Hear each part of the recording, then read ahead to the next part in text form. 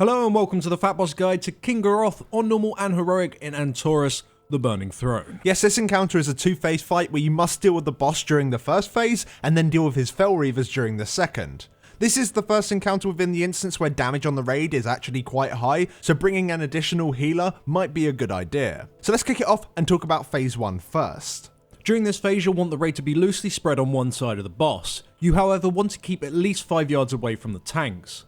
Kil'jaeden will smash the tanks with Forging Strike. This deals a large amount of physical damage to anyone within the animation. This also applies a debuff that increases the damage you take from this ability by 200%, which stacks. Tanks will need to taunt after a single stack. Whilst not tanking, you will need to deal with diabolic bombs. You have 3 spawn on heroic and 1 on normal. Shadow targeting circles will appear and then bombs will land on them. They'll then begin to orbit the boss. Running into these orbs deals a large burst of raid-wide damage, but this is reduced by distance. You need to run into them to remove them from the fight.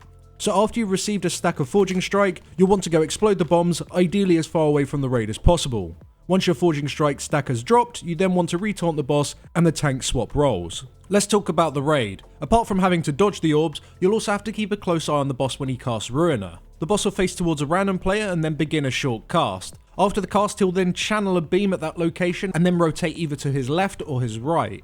You need to identify very quickly which way he is facing while he's casting, so you can then move from the channel afterwards if needed. Any players that do get caught by the beam are pretty much dead.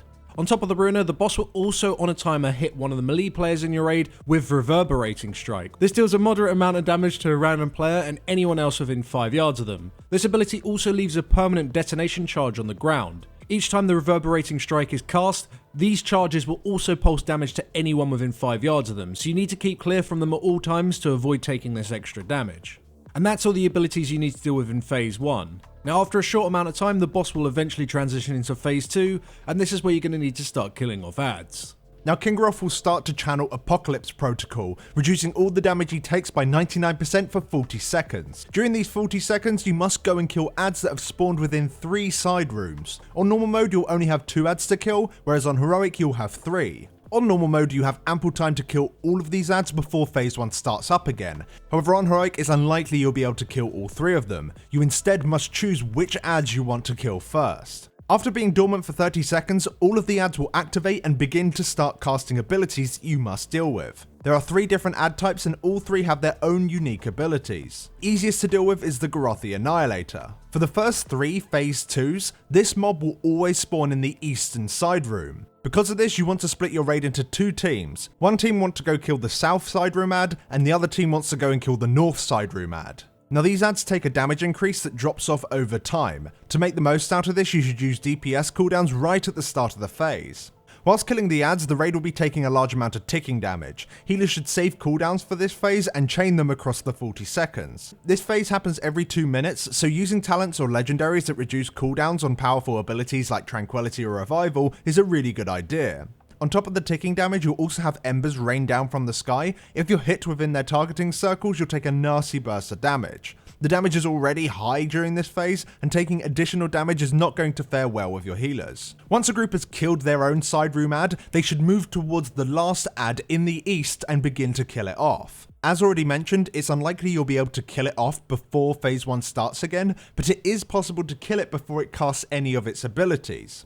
Once phase 1 begins, drag the ad underneath the boss and just kill it off. The Annihilator, if you don't kill it in time, will cast Annihilation. This will cause several circles to appear in the room that will explode shortly afterwards, dealing a burst of raid-wide damage. Players need to soak these circles to prevent a wipe. This ability can overlap with the Ruiner cast from kil'jaeden. Classes that can blink or have immunity should aim for any circles that have spawned close to the Ruiner beam. Once the ad is dead, you simply just continue with phase 1 until phase 2 returns. And from this point onwards, you just want to repeat the exact same thing for the very first 3 phase 2s, killing off the Annihilator last every single time.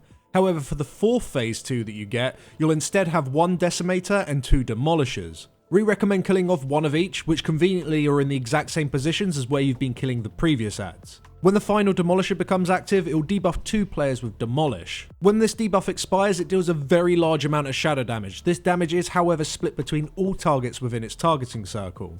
It also applies a debuff that increases the shadow damage you take by 100%.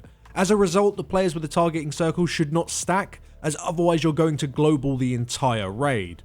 One should be soaked by the tanks and the melee, and the other should be soaked by the range. If you decide to leave up the Decimator instead, you're going to have to deal with a Decimation ability. This applies a debuff that creates a gigantic circle that explodes and deals raid-wide damage. These circles are so big that they actually cut off large areas of the room, and this makes dodging things like the orbs a little bit more difficult. This is the primary reason why we recommend you kill these guys off during Phase 2 instead of leaving them last, forcing you to deal with them during Phase 1.